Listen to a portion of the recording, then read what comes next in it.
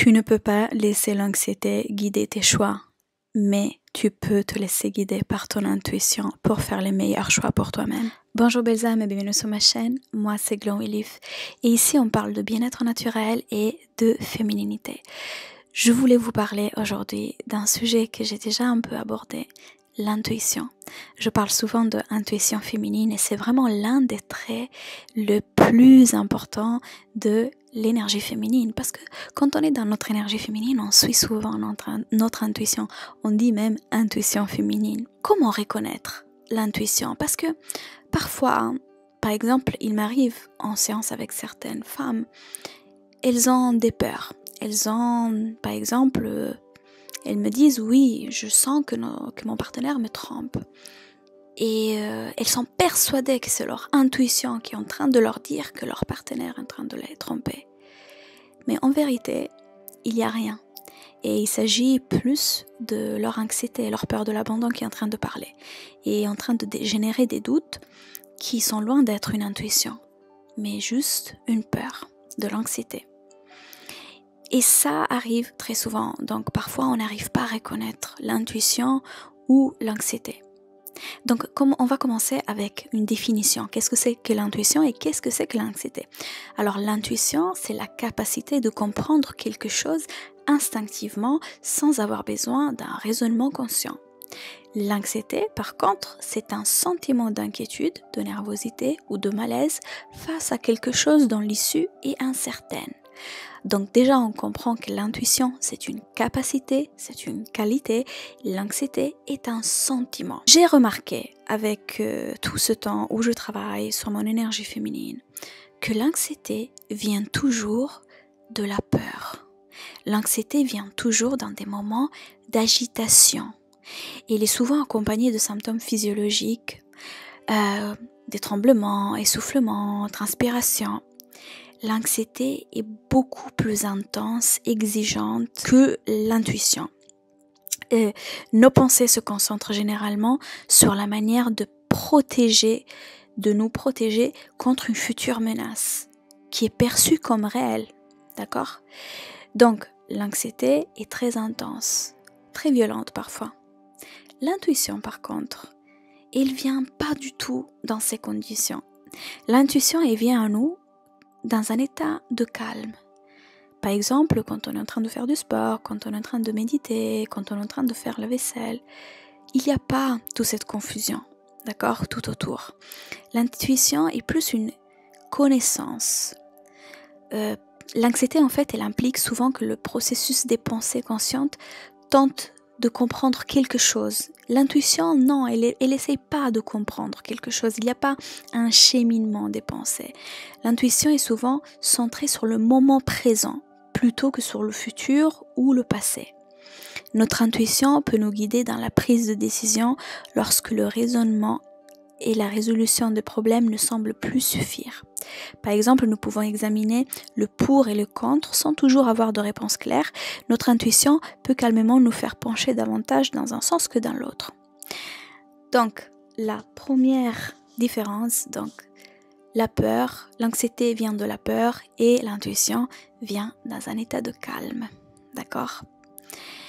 Certains aussi croient que l'intuition vient de quelque chose de plus grand qu'eux-mêmes.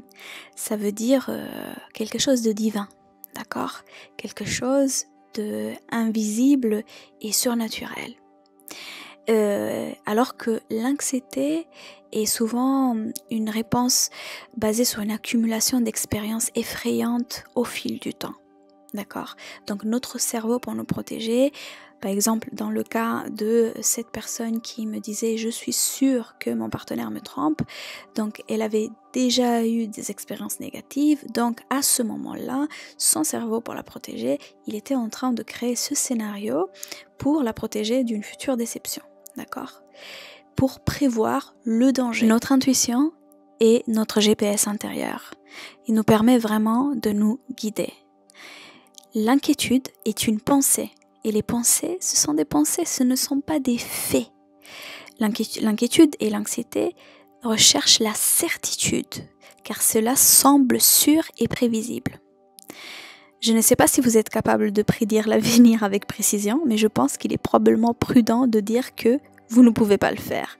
Donc, c'est une fausse idée, d'accord? Alors, je traite ce genre de pensée comme je ferais pour n'importe quelle inquiétude, n'importe quelle pensée. Je me demande s'il y a quelque chose que je peux faire raisonnablement pour influencer le résultat d'une situation, quelle que soit.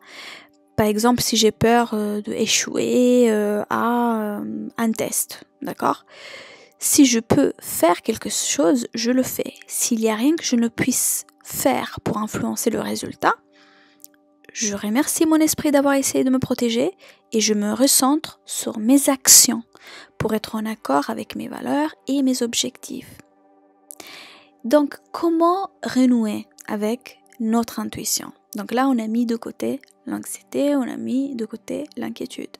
L'une des premières étapes qui me semble vraiment importante est de vous assurer que vous comprenez et prenez bien conscience de votre anxiété afin de pouvoir y réagir lorsqu'elle survient et de pouvoir exclure lorsqu'elle n'est pas présente.